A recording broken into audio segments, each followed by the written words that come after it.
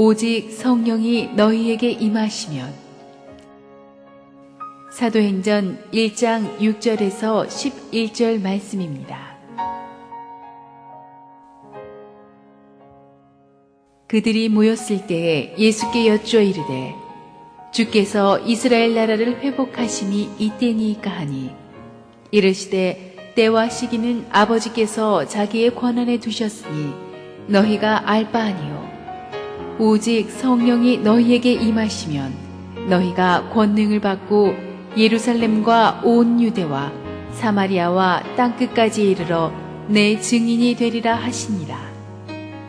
이 말씀을 마치시고 그들이 보는데 올려져 가시니 구름이 그를 가리어 보이지 않게 하더라.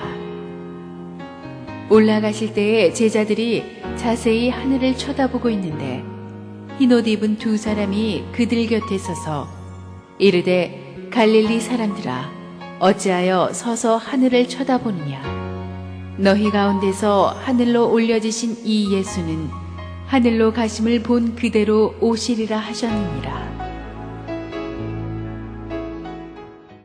함께 한번 기도하시고 하나님 말씀 듣겠습니다. 하나님, 성령의 시대, 부흥의 시대가 열리고 있습니다. 하나님께서 오늘도 성령의 임재로 말씀하여 주시옵소서. 예수님의 이름으로 기도합니다. 아멘. 지난 주일에 우리는 예수님께서 제자들에게 하신 말씀을 같이 공부했습니다. 예수께서 제자들에게 말씀하시기를 너희들이 예루살렘에 다 모여서 기도하면서 기다리고 있으면 아버지께서 약속하신 것을 받을 것이라고 하셨습니다. 제자들이 잘 모를까 봐 그 약속하신 것이 무엇인지도 말씀해 주셨습니다. 성령으로 세례를 받을 거라고 말씀해 주셨습니다. 실컷 그렇게 말씀해 주셨는데 제자들은 다 듣고 나서 6절에서 오늘 뭐라 그럽니까? 완전히 동문서답을 하죠. 주께서 이스라엘 나라를 회복하심이 이때까지니까. 저도 대학 교수 생활을 좀 해봤습니다만 이런 학생들 정말 교수를 절망감에 사로잡히게 합니다. 굉장히 열심히 한국에 대해서 강의했는데 그럼 일본은 어떻게 되겠습니까? 물어보는 사람이 있어요.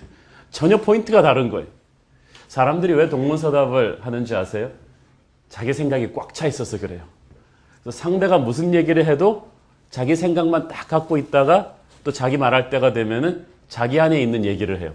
자기가 듣고 싶은 얘기로 상대방을 갖다 몰아갑니다. 하나님한테도 그렇습니다. 그들은 아직도 이스라엘 나라의 정치적인 회복을 꿈꾸고 있었습니다. 다윗 같은 정치적인 센세이션의 지도자가 나타나서 로마의 압제에서부터 이스라엘을 회복시켜줄, 해방을 가져다줄 정치적인 지도자를 원했던 것입니다.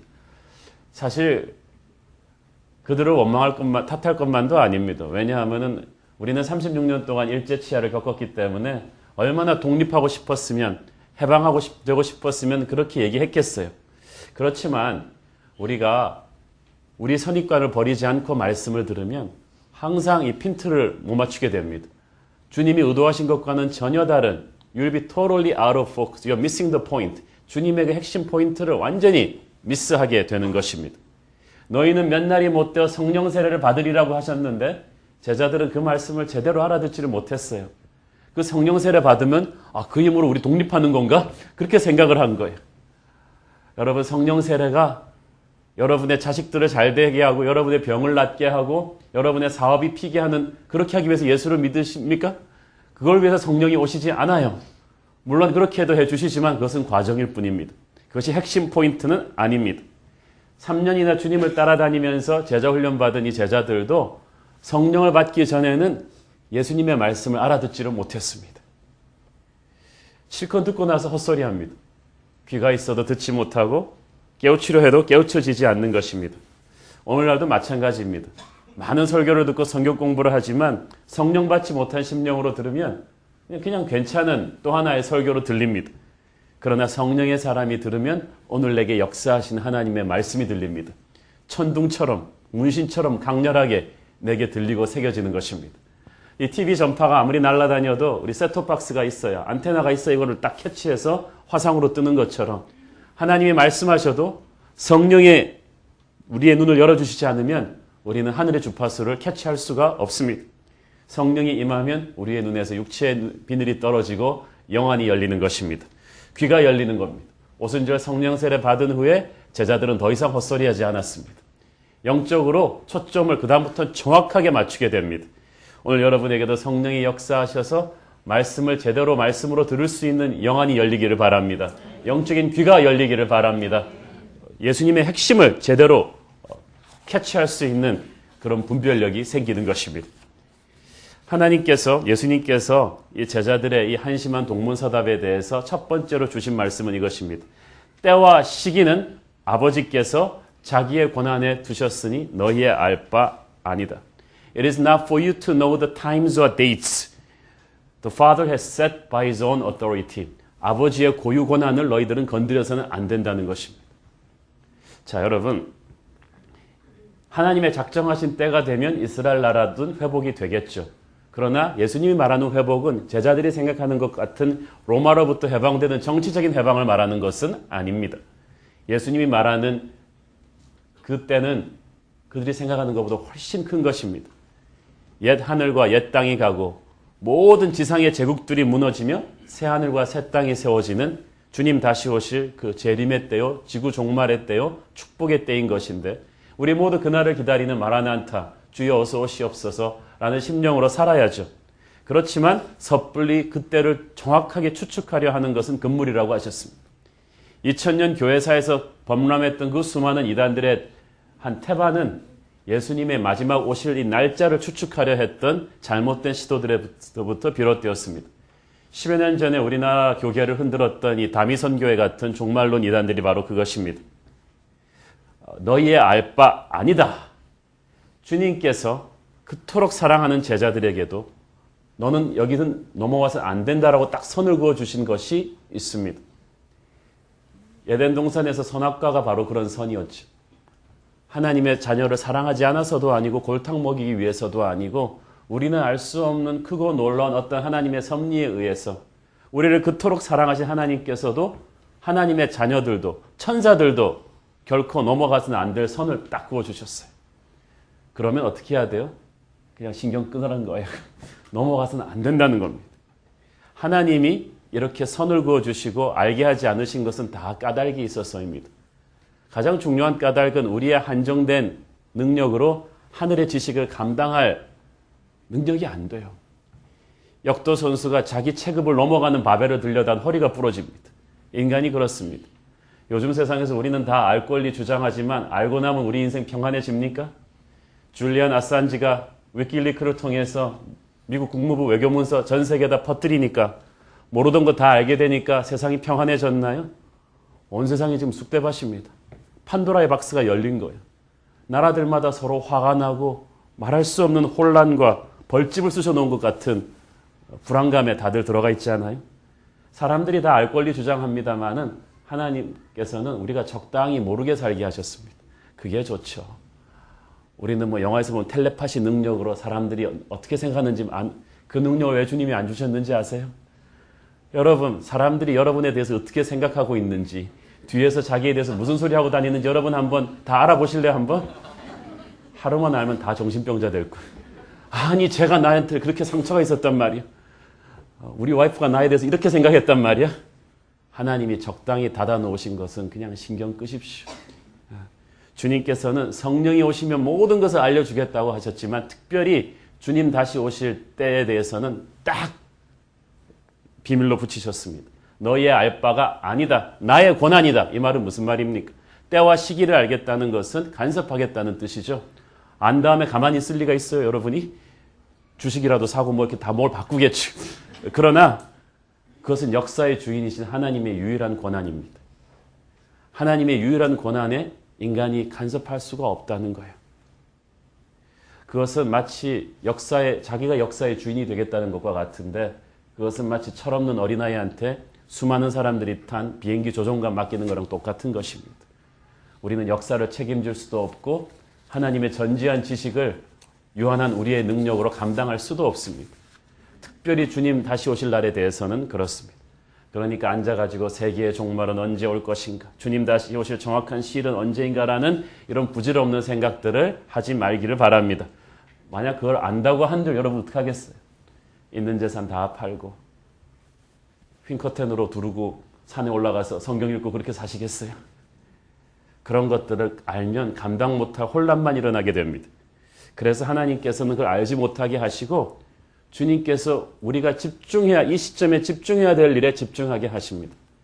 God wants you to focus on what He wants you to focus at this moment. 지금 하나님이 초점을 맞추라 그러는 데다 초점을 맞추시면 됩니다.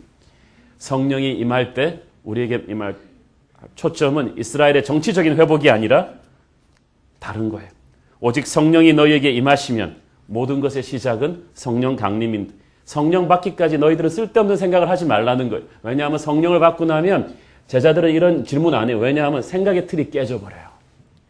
아직까지 제자들은 인간적인 생각의 틀이 있으니까 이런 말을 하는 거예요. 성령 받지 않은 사람과 대화하면 교회 일을 제대로 성령 받지 않은 사람이 그래서 교회 리더십에 관여하면 안 됩니다. 영은 영으로 통한다고 성령의 사람들끼리 앉아서 회의하고 대화하면 쉬운데 성령 받지 않고 세상적인 능력이 있다고 끼면 이렇게 딴소리하고 앉았다니까. 저는 여러분이 성령의 세례를 받기를 바랍니다. 오순절 성령 강림의 세례, 성령을 받기까지 모든 것은 올스톱입니다. 기도하며 겸손히 이 성령의 세례를 기다려야 합니다. 이 하나님의 사람을 하나님의 백성으로 세우는 것이 바로 성령님이신데 여기서 성령이 임한다는 것은 오순절 성령 세례 사건을 말한다고 했죠. 오순절 성령 세례가 임한다는 것은 성령의 시대가 공식적으로 열린다는 뜻입니다. 자, 여러분, 성령의 시대가 열린다는 것이 무슨 뜻입니까? 구약시대에도 성령은 있었죠. 그러나 구약시대의 성령은 왔다가 가시는 분이시며 조건적으로 계시는 분이셨지만 이 오순절 성령 강림 후의 성령은 달라요. 본물이 터지는 것 같은 한 시대의 칼날을 바꾸어 버리는 것입니다. 15세기, 16세기에 이태리 피렌체를 중심으로 해서 르네상스가 일어났습니다. 인류 역사 최고의 미술품과 음악과 건축물들이 그 한 100여 년 사이에 본물처럼 터져 나왔습니다. 미켈란젤로, 레오나르도 다빈치, 이런 유명한 사람들이 그때 그냥 라파엘로 이런 약속이나 한 듯이 튀어나와서 지금도 가보면 세계 관광 자원의 한 반은 될 정도의 예술품들과 음악과 이런 것들이 나왔는데 그럼 그전에는 미술품도 없었고 건축도 없었나요? 있었죠. 그렇지만 르네상스 시대 같지는 않았어요.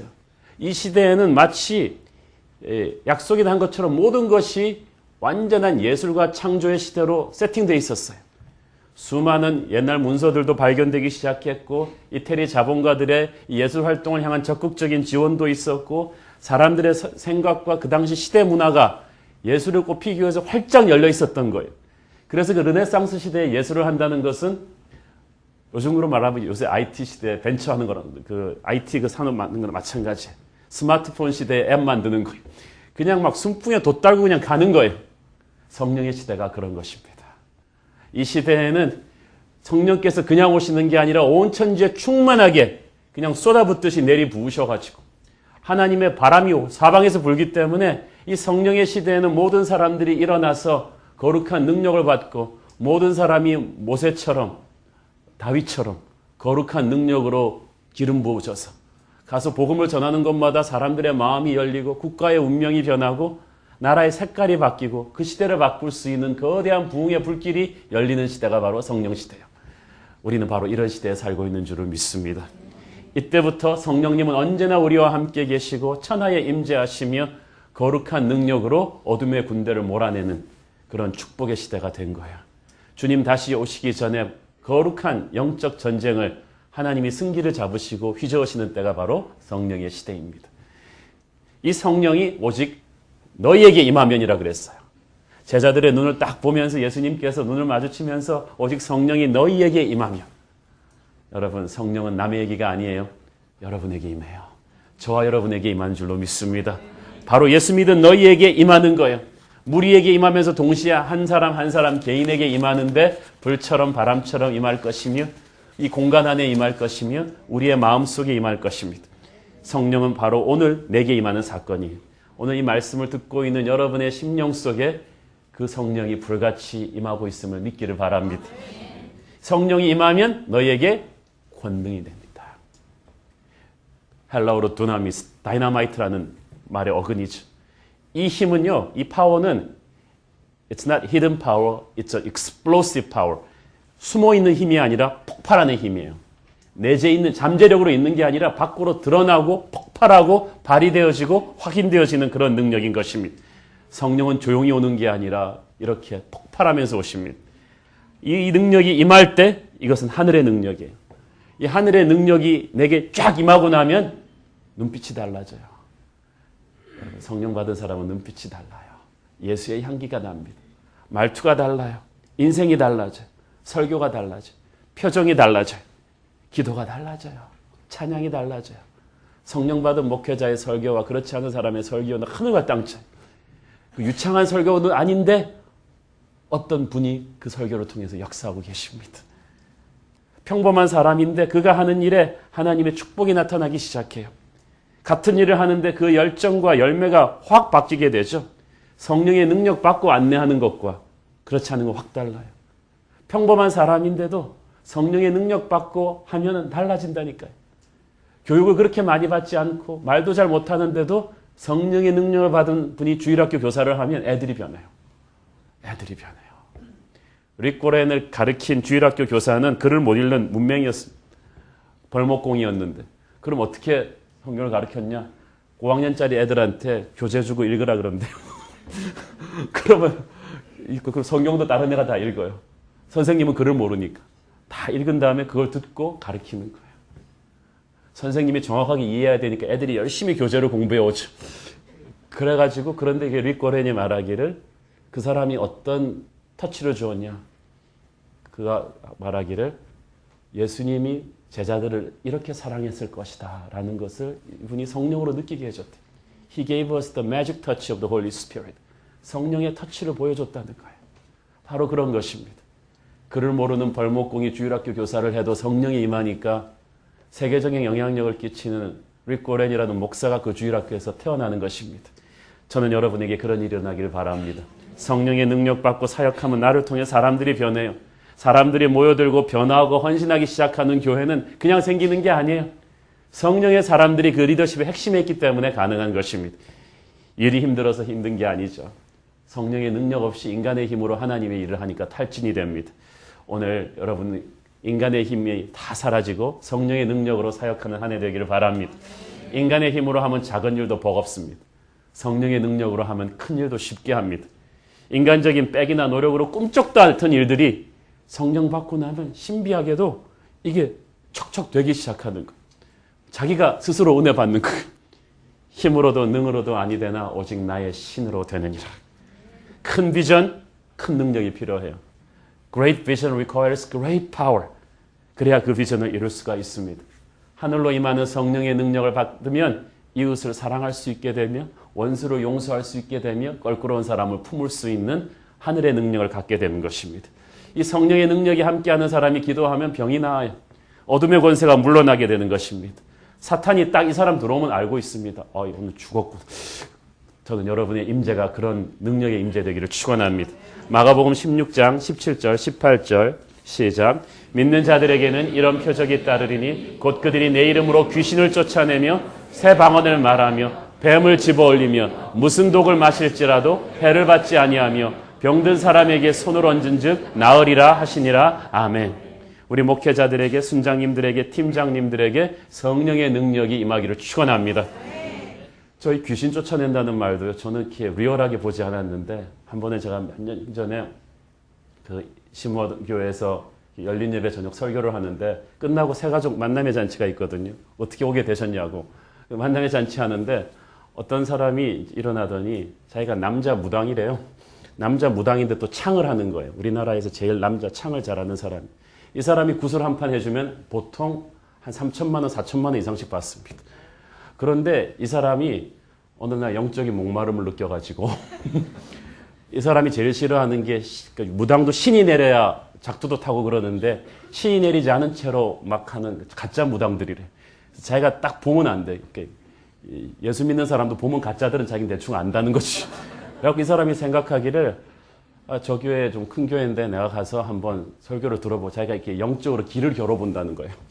가가지고 이게 진짜면은 자기가 무릎 꿇고 예수가 제일 세다는데 이제 교회를 다닐 것이고 그렇지 않으면 자기가 가짜라고 소리 지르고 나오겠다. 그러기 위해서 한 첫 번째 실험 대상이 공교롭게도 저였던 거예요.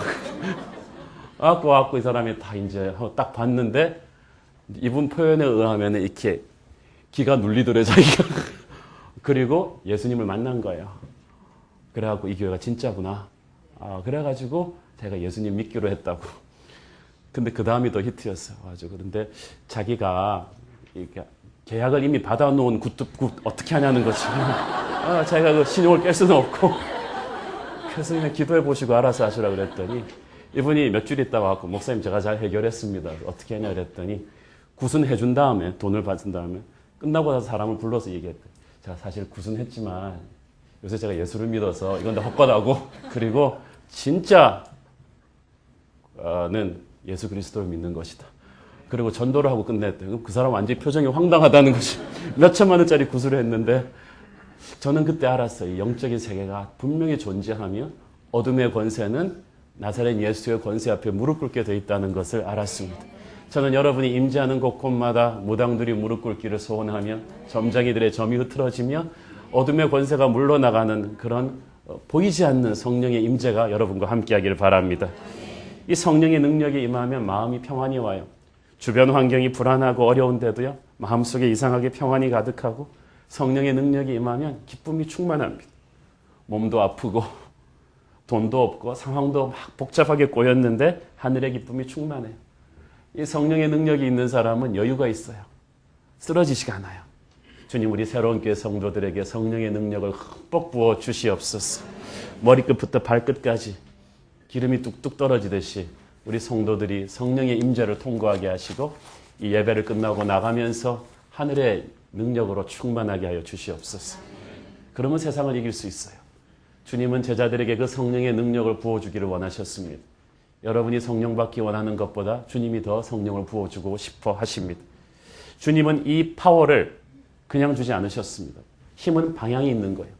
분명한 목적을 가지고 이 성령의 능력을 주셨습니다. He had a clear purpose for giving us the power of the Spirit. 이 사명이 무엇입니까? 8절 같이 읽겠습니다. 시작. 오직 성령이 너희에게 임하시면 너희가 권능을 받고 예루살렘과 온 유대와 사마리아와 땅 끝까지 이르러 내 증인이 되리라 하시니라. 아멘. 여기서 여러분 그 예수님이 그 말씀하시는 그 성령의 파급 효과를 보세요. 한 스트로크에 예루살렘과 유대와 사마리아와 땅 끝까지. 자, 근데 여러분 이거 잘 보세요. 이 거룩한 바람이 예루살렘에서부터 시작한다. 예루살렘은 바로 여기가 서 있는 여러분이 서 있는 은혜의 자리예요. 지금 여기서부터 시작한다는 거예요. 대개 사람들이 선교지 하면은 멀리 딴 나라 가는 거 생각하잖아요. 그렇지 않아요. 바로 여러분이 몸담고 있는 여기서부터 시작해요. 그런데 사람들이 해외 아우리치는 가도요. 자기 동네 아파트 반상에 전도하는 거 굉장히 껄끄러워합니다. 왜냐하면 자기가 한 일이 있거든요. 저도 우리 반상에는 빠지기를 밥 먹듯이 했기 때문에 뭐 할 말은 없습니다만은 이중주차하면서 막 들이싸우고 그러는 사람이 여러분의 선교지 원주민이에요. 그렇게 생각하셔야 돼요. 여러분의 직장이 선교지예요. 가슴에 품으셔야 돼요. 우리 새로운 교회 성도님들 중에 자기 직장 동료들을 가슴에 품고 출근할 때마다 기도하는 분이 있습니다. 그분은 사장도 아닙니다. 부사장도 아닙니다. 중간급 리더인데도 자기 위에 상사들을 위해서 동료들을 위해서 날마다 기도하면서 일찍 출근해서 그들의 얼굴에 손을 얹고 얼굴에 손을 얹는 게 아니라 사진첩에다 손을 얹고 이렇게 기도하는 것입니다. 저는 여러분이 서 있는 곳이 복음의 시작이 되기를 바랍니다. 가장 서 있는 곳에서부터 가정에서부터 직장에서부터 이 거룩한 불길은 시작되는 것입니다. 두 번째 통과해야 되는 것이 사마리아입니다. 온 유대와 여러분 보세요. 지리적으로 하려면은 예루살렘과 유다와 사마리아가 아니라 이제 한국 얘기했으면 한국과 아시아와 세계라 그렇게 해야 될 텐데 이스라엘 같으면은 예루살렘과 유대와 그리고 뭐 아시아와 아프리카 이렇게 가야 되잖아요. 사마리아만 거치면 땅끝이야. 사마리아가 어디예요? 이스라엘 사람들이 제일 싫어하는 경멸하는 민족의 땅입니다. 가장 가까운 데 있는데 가장 왼수요. 세계 역사에도 그런 민족들 많죠. 호주에 가보면 뉴질랜드 사람들이랑 사이 안 좋아요. 독일과 프랑스 바로 옆에 이웃인데 사이 안 좋아요. 우리한테 있어서 사마리아는 어딜까요? 일본이죠. 북한이죠. 왼수같이 옆에 딱 붙어가지고. 그런데 여기를 넘으면 바로 세계라는 거야. 그러니까 지리적으로 멀어서 못 가는 게 아니라 마음이 멀어서 못 가는데 그래도 사마리아를 거치지 않으면 땅끝은 없다는 것입니다. 여러분 모두에게도 사마리아 같은 사람이 있죠. 사마리아 같은 존재가 있습니다. 시어머니일 수도 있고. 그러나 여러분이 그분을 거쳐서 땅끝으로 가게 될 줄로 믿습니다. 그 사람을 거치면 여러분 올해 땅끝으로 가게 됩니다. 오늘 그 여러분의 사마리아를 오늘 올 한 해 넘어가게 되기를 축원합니다. 도망가는 게 아니라 넘어가는 거예요. 예수의 능력으로 사랑할 수 없는 사람들을 사랑하고 안을 수 없었던 사람들을 끌어안으면서 성령의 능력으로 뚫고 가는 거예요. 그리고 땅끝입니다. 땅끝은 내가 알고 있는, 내가 갈 수 있는 최선의 경계선, 끝까지 가는 거예요. 그러니까 내가 100명을 알면 나의 땅끝은 100명이에요. 그 당시 사람들은 지구가 네모난 줄 알았거든요. 그러니까 로마 제국의 끝인 네모난 그 끝까지 다 간 거예요.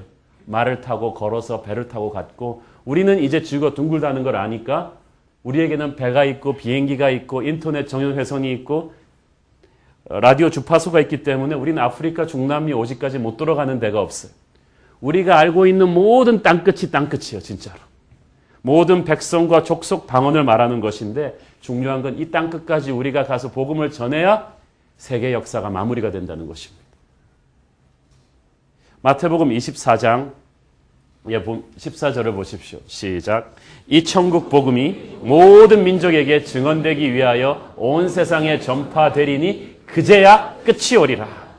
많은 사람들이 얘기합니다. 이거 지구의 종말이 아니냐. 천재지변이 이렇게 많이 일어나고 미국 루이지애나주나 이런 데서 왜 이렇게 새떼들이 많이 떨어져 죽냐. 핵무기 위협이 있고 구제력이 이렇게 범람하고 세계 곳곳에 환경질변이 일어나는데 이거 종말이 오는 거 아니냐. 그게 다 종말의 조짐들이긴 하지만 마지막 마침표는 하나님의 교회가 찍는 것입니다. 지구촌 끝까지 하나님이 원하신 그 범위까지 백성 방언까지 복음이 들어가기 전까지 세계의 종말은 오지 않습니다. 그러니까 지구 역사의 마지막 키는 백악관이 쥐고 있는 게 아니라 교회가 쥐고 있는 것입니다. 최근 제가 몇 년 전에 로렌 커닝함 목사님으로부터 들은 말에 따르면 이 YM과 위클리프와 CCC 등의 이 선교단체들이 전 세계 모든 교회와 선교단체들이 지금 어느 정도까지 미전도 종족한테 들어가 있고 복음이 전파했는가를 분석해 본 결과 지구상의 마지막 미전도 종족 언어까지 다 복음이 전해지는 때가 이 페이스로 우리가 밀고 나가면 한 10수년이 남지 않았다고 합니다. 정말 주님 다시 오실 때가 가까운 거예요. 너무나 많은 교회와 선교단체들이 수고하셔서 미전도 종족의 끝까지 오시까지 복음이 너무나 많이 들어가 있어요. 이제 우리 세대에 주님이 다시 오실 거라는 강렬한 조짐이 세계 곳곳에서 일어나고 있지 않습니까? 우리 딸한테 그 얘기 해줬더니 안 된다고. 자기 시집 가고 나서 오셔야 된다고 그렇게 막 말을 했습니다. 주님 다시 오실 날이 정말 가까워오고 있습니다. 크고 강하신 그분이 우리에게로 오고 계십니다. 이때 주님께서 오직 성령이 너에게 임하면 그것은 땅끝까지 가서 내 증인이 되리라고 하셨어요. 여기서 증인은 선생이 아니에요. 지식을 나누는 선생이 아니고 자기의 체험을 나누는 증인입니다. 책으로 읽은 사람과 자신이 체험한 걸 나누는 사람은 벌써 눈빛이 다르죠. 호랑이를 책에서 보고 설명하는 사람이랑 한번 진짜 마주치고 왁 죽을 뻔한 사람이랑 호랑이 설명하는 게 달라요. 이 제자들은 실제로 주님을 경험했기 때문에 그들의 증언이 아주 파워풀했던 것입니다. 요한 1서 1장 1절 시작. 태초부터 있는 생명의 말씀에 관하여는 우리가 들은 바요 눈으로 본 바요 자세히 보고 우리의 손으로 만진 바. 예수님은 말씀이 육신 되신 분이시거든요. 제자들은 3년 동안 그들과 주님과 함께 살았거든요. 그러니까 제자들은 생생한 체험이 있는 거예요. 그런데 2000년이 지난 우리는 제자들처럼 육체의 주님은 알지 못하지만 성령이 임하면 마치 2000년 전에 그 주님이 내 옆에 살아계신 것처럼 성만찬 떡과 포도주를 뗄 때 주님의 임재가 나한테 그대로 임하고 주님의 2000년 전 십자가 사건이 바로 내 눈앞에서 일어나는 사건처럼 리얼하게 가슴에 찡 들어오면서 나 같은 죄인 살리신 주님의 은혜 때문에 눈물이 나고 이게 성령 체험, 예수 체험이에요. 이걸 체험한 사람은 지금도 꾹 누르면 방금 예수님 만난 사람처럼 얘기합니다. 막 전엔 찐빵입니다. 증언이 따끈따끈합니다. 그래서 저는 목회자가 될 사람은 이 주님을 체험한 증인이 되어야 된다고 믿습니다. 자기가 체험하지 않았는데 신학 공부한다고 사람들을 변화시킬 수 있어요? 선교사가 될 사람은 이 체험이 있어야 돼요. 하나님의 일을 하겠다는 사람이 주님을 만난 체험이 없이 누구를 변화시킵니까? 지식적으로 가르치면 그 사람의 머리만 자극해요. 그렇지만 영으로 체험한 사람, 다른 사람의 영을 움직이는 것입니다. 주님께서는 내 증인이 되리라고 하셨습니다. 증인은 자기 얘기하는 사람이 아니라 주님의 증인이에요. 주님 얘기하는 사람이에요. 교회에서 일어나는 모든 대화의 핵심 주제는 사람이 아니라 예수님이어야 합니다. 어떤 사람은 간증하면서도 예수님 이용해서 자기 얘기하는 사람이 있어요. 그게 아니고 이제 성령을 받은 사람은 예수님의 증인입니다. 앉으나 서나 주님 생각. 걸어다니면서 꾹 누르면 예수님 튀어나오는 거예요. 코카콜라의 전 회장은 내 몸 안에 흐르는 것은 피가 아니라 코카콜라라고 그랬는데 하나님의 사람은 내 몸 안에 흐르는 것은 피가 아니라 예수 그리스도다. 예수 그리스도의 사랑이다. 그래서 어디를 가든지 꾹 누르면 밴딩머신처럼 자판기처럼 예수가 툭 튀어나와야 돼. 습관처럼. 감자는 어디를 잘라도 감자이듯이 성령의 사람은 어디를 잘라도 예수 그리스도뿐입니다. 나를 위해 사는 것이 아니라 세상과 나는 간 곳이 없고 구속한 주님만 보이는 그런 사람이 바로 성령의 사람입니다. 그런 사람이 바로 증인이에요. 이 증인은 목숨 걸었습니다. 헬라어 마투리오스는 순교자란 뜻입니다. 신년 초부터 이집트 콥트교회 신자들이 폭탄 테러를 당하고 이라크의 기독교 신자들이 테러를 당하면서 살고 있고 아프리카 수단 같은 데서는 얼마나 많은 크리스찬들이 처참하게 죽었습니까? 그 나라에서 예수 믿고 세례받는다는 것은 직장 잃고 목숨 잃는 각오를 하고 받는 것입니다. 오늘날 기독교가 이토록 힘이 없는 것은 순교자가 없기 때문이고 자기의 증언에 목숨 걸지 않기 때문입니다. 목숨을 건 사람한테는 욕먹고 비난받는 것이 그렇게 큰 대수롭지 않은 일입니다. 그런데 오늘날 기독교가 너무 위축되어 있거든요. 최근에 여러 교계 몇 가지 가슴 아픈 일들이 매스컴에 알려지면서 어떤 분들이 그 얘기를 합니다. 목사님 어디 가서 크리스찬이라고 얘기하기가 부끄럽다고. 그럴수록 얘기해야 된다고 했습니다. 그렇다고 해서 여러분이 007처럼 숨어 살 것입니까? 삼성 다니는 사람들은 어디 가든지 자랑스럽게 저 삼성 다닙니다. 그리고 명함 내미는데 교회 다니는 얘기는 저 교회 다녀 이렇게 얘기해요. 주님이 부끄러우십니까? 주님이 부족한 우리 때문에 욕먹으셨지 우리가 주님 때문에 부끄러워야 할 일입니까? 몇몇 교회들이 잘못해서 주님의 욕을 먹인다고 해서 우리가 주님의 이름을 부끄러워하며 살겠습니까? 욕먹는 거 두려워하지 마세요. 핍박받는 거 두려워하지 마세요. 저와 여러분은 목숨을 건 증인들입니다. 저는 여러분이 세상 앞에서 당당하기를 바랍니다. 영적인 야성을 회복해야 돼요. 우리 올 한 해 정말 목숨 걸고 하나님 위해 살아보는 한 해가 되기를 바랍니다. 저는 목회자로서 교회에 목숨을 걸고 이 목회에다 목숨을 걸었습니다. 무엇과도 주님을 바꾸지 않겠다는 결심으로 날마다 강단에 엎드리는데 특세가 끝났지만 저는 많은 성도들이 저와 함께 강단에서 이 목숨 걸고 기도하는 일에 옆에 같이 엎드려 주기를 바랍니다. 목숨을 건 증인의 삶은 파워풀합니다. 세상이 핍박할지언정 교회를 존경하는 그런 교회가 되어야 될 것입니다. 이 증인의 삶은요, 성령이 이끄는 삶입니다. 잘 보세요. 이 성경 말씀이 아주 가만히 자세히 보면 재밌어요. 너희가 땅끝까지 이르러 내 증인이 되라 그런 게 아니고 내 증인이 되리라. 이 능동태가 아니고 수동태예요. 증인이요, 내 힘으로 하는 게 아니에요. 자, 그럼 나 내일부터 증인 되려고 노력해야지. 그게 아니라 맡기고 있으라는 거예요. 그러면 이 세계 복음화의 주체는 인간이 아니라 성령님이시기 때문에 성령이 임하면 그렇게 될 거라는 거예요. 그냥 전도하려고 그러면 겁나서 못해요. 보험 하나 팔기도 힘든데 어떻게 예수님 전하기 쉽겠어요. 그런데 성령님이 내 가슴 속에 전도하고 싶은 마음을 주세요. 좋은 드라마 보고 나면 막 딴 사람한테 가서 그 얘기하듯이 성령님을 제대로 체험하고 나면 예수님 얘기를 막 하고 싶어요. 하나님의 일이라는 게 좋아서 해야 되거든요. 억지로 하면 안 돼요. 자신 있게 하셔야 돼요. 저는 옛날에 성령 충만해서 전도할 때는 아주 당당하게 했어요. 너 요즘 세상에 무슨 배짱으로 예수 안 믿는 거야? 그러면서 당당하게. 성령이 흘러나오면요, 여러분의 가슴에 당당함이 생겨요. 기쁨이 생겨요. 증인을 하고 싶어서 하겠다는 거예요. 오지에 나가 있는 선교사님들이 월급 받는다고 그 일을 하는 게 아니에요. 성령께서 우러나게 하셔서 하는 거예요. 성령께서 나를 증인으로 만들어 가시는 것입니다. 내 힘으로 못한다고 하지 마십시오. 내가 증인이 되는 게 아니라 내가 증인이 될 것이다. 성령의 웨이브를 태워줄 테니까 너는 타기만 하라.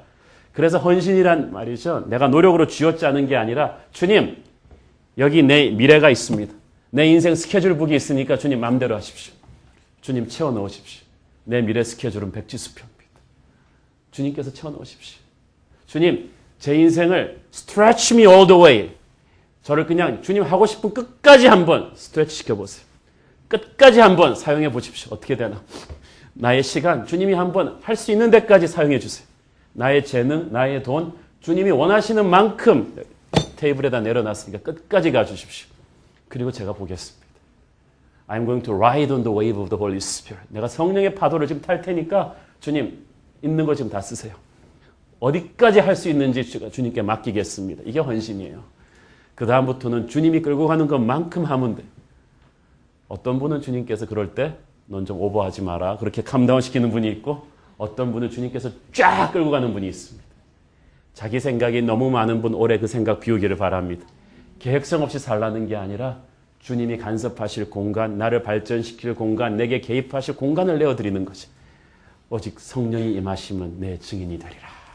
내 증인이 되리라. 나도 몰라. 베드로한테도 그렇게 말씀하셨어요. 네가 사람 낚는 어부가 되리라. 베드로도 그 말이 무슨 말인지 몰랐어요. 설마 그 말이 한 번 설교하면 3,000명, 5,000명이 예수 믿고 안진병을 일으키는 그런 다이나믹한 폭발의 능력일 줄 설마 몰랐어요. 여러분도 지금 설마 몰라요. 여러분 어느 정도까지 하나님이 쓰실지 몰라요. 저는 우리 교회 내에서 차세대 한국과 아시아를 이끌고 갈 이 시대의 빌리 그레함, 릭 워렌 같은 목사가 우리 주일학교에서 나오게 되기를 축원합니다. 여러분 가운데 그렇게 쓰실 분들이 있을 거예요. 크리스찬 빌 게이츠 같은 사람이 나와서 큰 돈을 벌어서 하나님의 나라를 위해서 신나게 쓰는 그런 축복도 올 거야. 너희가 내 증인이 되리라. 너희는 땅끝까지 가서 내 증인이 되리라. 이 말씀하시기 위해서 주님이 40일 동안 승천 안 하시고 기다리신 거예요. 부활을 하신 뒤. 이 말씀을 준비하기 위해서. 주님께서는 하나님의 백성이 정체 상태에 머물러 있기 원치 않으셨어요. 복음을 들고 계속 움직이는 역동적인 공동체, 다이나믹한 유목민 정신으로 움직이기를 원하셨어요. 교회가 이 명령을 거부하고 안주하고 성을 쌓으면 부패하고 망하는 거예요. 2000년 사이에 그래서 그 부흥의 불빛이 계속 사그라든 거예요. 부흥의 열매를 자기 중심적으로 따먹어서 그래요. 부흥의 열매로 온 그 성장은 자기를 위한 것이 아닙니다. 전도로 선교로 흘려보내야 그 축복이 계속 하늘로부터 흘려오는 거죠. 저는 이 성령의 시대, 부흥의 시대를 맞아서 우리 새로운 교회가 본격적인 비즈니스 선교와 지역사회 전도에 헌신하기를 소원합니다. 우리가 부수적인 일로 시간 낭비할 시간이 너무 없어요. 주님 다시 오실 날이 가까웠는데 우리는 주님의 재림을 준비하며 살아야 되거든요. 주님이 하늘로 쫙 구름 타고 올라가고 나니까 제자들이 자세히 하늘을 쳐다보고 있었다고 했어요. 쉽게 말하면 벙찐 거죠. 확 가버리셨으니까. 그런데 아마 목이 꺾어져라 봤을 거예요. 그리고 정들었던 주님과 헤어지는 게 쉬워요. 쭉 보고 있으니까 예수님이 다시 오셨어요. 아이고 나도 슬프다 그러면서 다시 오신 게 아니고 천사들이 와서 제자들을 툭툭 건드렸어. 갈릴리 사람들아 어찌하여 하늘을 쳐다보느냐. 그 말은 무슨 말이에요? 이제 현실로 돌아오라는 것입니다. 우리의 문제는 뭐냐 하면요. 은혜 받으면 맨날 거기다 텐트 치고 싶어요. 변화산에서 예수님이 변하면 우리 장막 치고 여기서 거합시다. 교회가 은혜 충만하면요. 이 가족적인 분위기 계속 지속적으로 하고 싶어 합니다. 우리 교회 더 이상 안 컸으면 좋겠어요. 새가족 프로그램 당분간 닫았으면 좋겠어요. 주차도 불편한데 그냥 자꾸 몰려오면 안 돼. 그러나 교회는 우리의 교제를 위해 존재하는 것이 아니라 사명을 위해서 존재하는 것입니다. 은혜의 자리에 계속 머물러 있는 게 아니라 팍 나가라는 거죠. 밤 깊도록 동산 안에 주와 함께 있고자 하나 힘든 세상에 할 일 많아서 날 가라 명하신다. 사랑하는 여러분, 은혜를 체험한 여러분들이 이 세상으로 나가서 이 한국 사회 곳곳에 들어가서 행하실 하나님의 놀라운 일을 저는 기대하고 있습니다. 저는 사랑하고 있습니다. 주님께서 그 엄청난 사명 주시고 승천해버리신 이유는 뭘까요? 제자들이 더 이상 하늘을 바라보지 않아야 되는 이유는 뭐겠습니까? 이제 더 이상 제자들이 육체의 주님을 머무르지 말고 4차원적인 성령님을 기다려야 하기 때문입니다. 요한복음 16장 7절 시작. 그러나 내가 너희에게 실상을 말하노니 내가 떠나가는 것이 너희에게 유익이라. 내가 떠나가지 아니하면 보혜사가 너희에게로 오시지 아니할 것이요 가면 내가 그를 너희에게로 보내리니. 믿음의 세계에 있어서요, 현상유치는 후퇴하는 것입니다. 주님께서는 우리의 믿음을 새로운 차원으로 끌어올리기를 원하셨어요. 그들은 이제 육체의 예수님을 따랐던 제자의 삶에서 성령이 이끄시는 사도의 삶으로 점프해야 했던 것입니다. 육체의 예수님을 따랐다는 게 잘못되는 게 아니라, 어린아이 때 우유를 마시는 게 잘못되었다는 게 아니라, 이제는 새로운 차원의 믿음으로 사명을 감당할 성령의 사도로 다시 올라가야 된다는 것입니다. 저는 올해 여러분의 믿음이 업그레이드 되기를 바랍니다. 성도의 삶에서 제자의 삶으로, 제자의 삶에서 사도의 삶으로 팍팍 업그레이드 되는 그런 축복이 여러분에게 있게 되기를 바랍니다. 그리고 주님이 다시 오실 약속을 하시는데, 천사들이 주님의 재림을 약속하고 가셨어요. 성령의 시대는요, 우리가 성령의 능력 받는 시대요, 땅끝까지 가는 시대이지만 주님의 재림을 확신하며 기다리는 시간입니다. 저는 주님이 어떻게 다시 오실지 잘 알고 있어요. 올라가신 그대로 오실 거예요. 여기 성경에서 그렇게 말했잖아요. 마태복음 26장 64절 시작. 예수께서 이르시되 내가 말하였느니라. 그러나 내가 너희에게 이르노니 이후에 인자가 권능의 우편에 앉아 있는 것과 하늘 구름을 타고 오는 것을 너희가 보리라. 이제 주님은 다시는 크리스마스 카드에 나오는 베들레헴의 말구이에 오시는 게 아닙니다.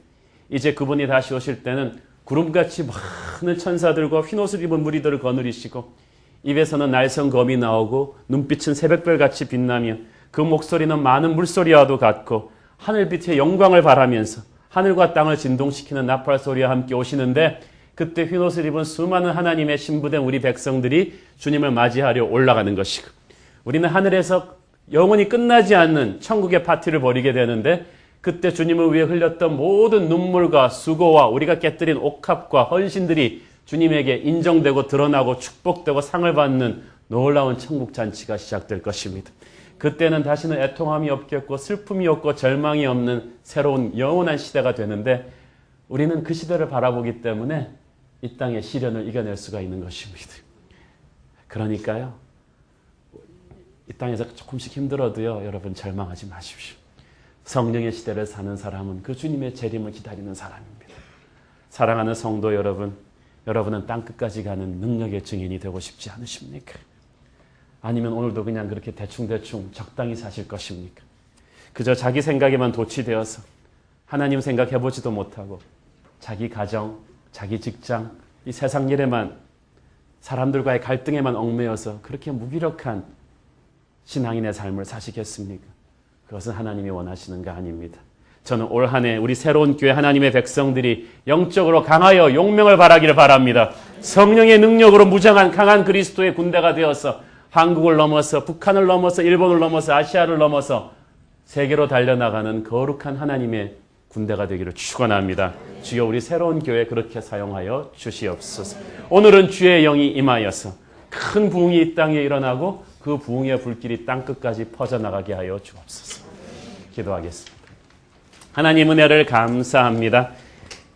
무기력하고 메말랐던 자기의 생각으로만 가득 차 있던 우리의 인생에 성령께서 오셔서 불같은 주의 군대로 세워주실 것을 믿습니다. 2000년 전 평범한 제자들에게 임했던 성령의 능력이, 그들을 땅끝까지 달리게 했던 그 능력이 오늘 우리 안에도 임하여 폭발하게 하여 주시옵소서. 예수님의 이름으로 기도합니다. 아멘.